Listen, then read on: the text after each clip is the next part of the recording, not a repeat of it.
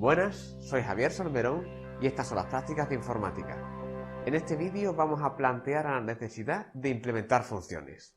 Comenzamos. Bueno, para plantear la necesidad vamos a trabajar con un nuevo ejemplo de programa que vamos a hacer, el cual va a estar basado en las fórmulas del movimiento rectilíneo uniformemente acelerado que visteis en su momento en bachillerato. Este sería el caso. Supongamos un vehículo que va por una carretera a una velocidad v0. Entonces, un momento dado, pues decide frenarse. Claro, pisa el freno y eso tiene una aceleración de frenada A. Sabemos que el coche no se va a parar en seco directamente, sino que va a recorrer una distancia D en un tiempo T antes de ya pararse del todo. Entonces, ¿qué va a hacer nuestro programa? El programa lo que va a hacer es pedir una velocidad inicial y una aceleración, y lo que va a saber decirnos es cuánto recorre el coche antes de frenarse del todo. Bueno, ¿y esto cómo se hacía?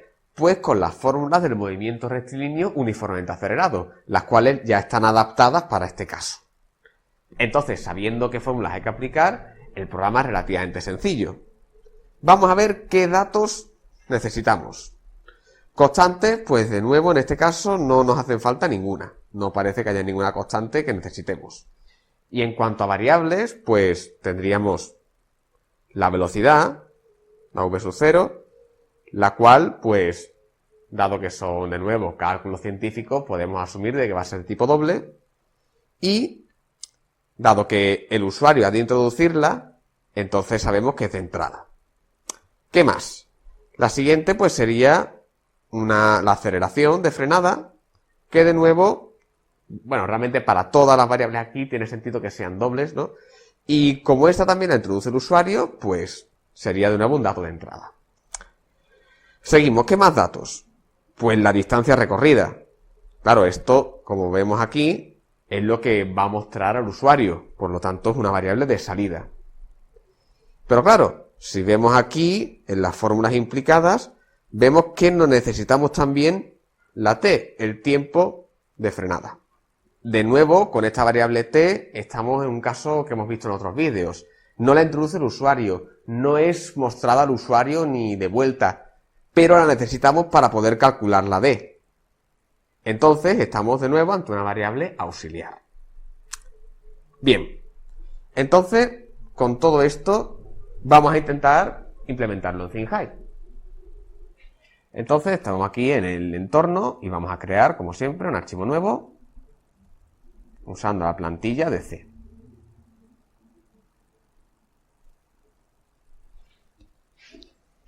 Y, pues, como siempre, vamos a hacer un poquito de zoom para que se vea mejor.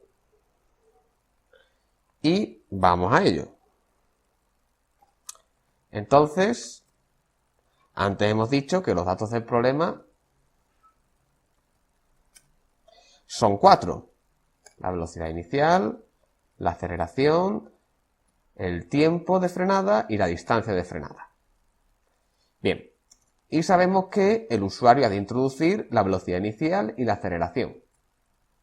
Por lo tanto, haciendo uso de printf, introduce velocidad inicial y aceleración. Fijaos que casi nunca pongo acentos ni ñes. No lo recomiendo porque normalmente os va a provocar problemas en el código. Por tanto, aunque sea una falta de ortografía, no os recomiendo que pongáis acentos en el código.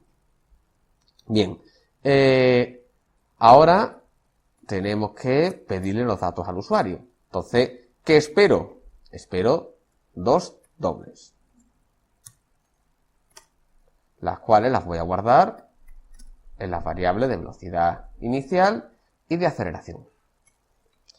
Bien, ahora tengo que aplicar las fórmulas que se veían en la transparencia para obtener la distancia de frenada.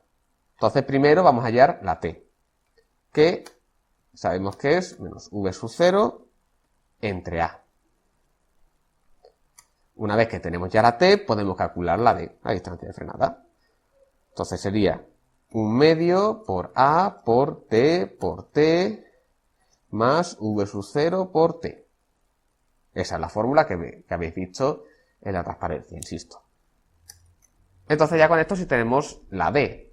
Entonces, vámonos a mostrarlo por la pantalla.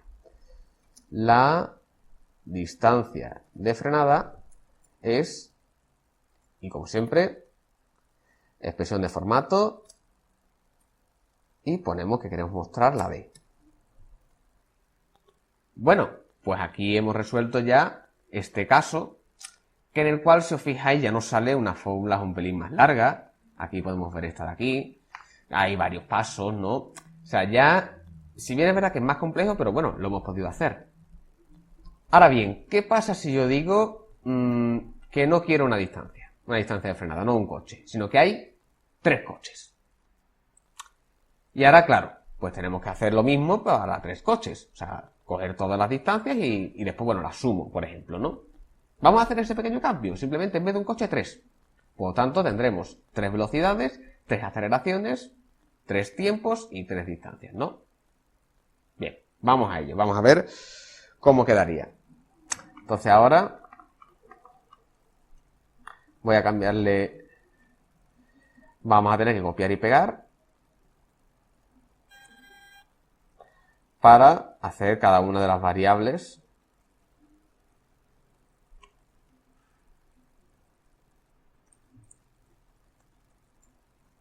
Y aquí, bueno, así nos quedaría en las variables, ¿no? Después, claro, también tenemos que cambiar esto. Tenemos que poner ahora 6 datos, espero 6 cosas. Quiero guardarlo en v sub 0, 2, a sub 2, v sub 0, no, v 0, 3 y a3. Vale, ya tengo todos los datos. Y ahora aquí donde viene la cosa más complicada, porque ahora, cada vez que lo quiero hacer, ahora tengo que copiar y pegar todas las fórmulas. Y venga a adaptar. Ahora aquí, fijaos que es un poco rollo, ¿verdad? Tengo que ponerme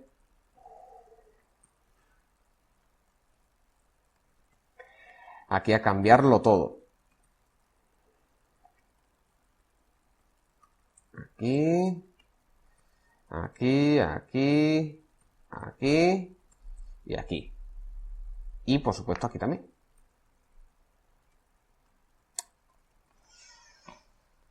Bien, ya está. No me voy a centrar ahora en el printf. Me da igual ahora mismo. Pero fijaos, sobre todo esto, fijaos esto. Ahora, claro, las operaciones que había que hacer para el caso de la fórmula de movimiento rectilíneo uniformemente acelerado, las he tenido que copiar y pegar y adaptar para cada vez que lo necesite. Como podéis ver, esto a la larga se puede hacer muy tedioso, pero muy tedioso. Porque imaginaros, esto es solamente un caso con 2 instrucciones y una fórmula mediana.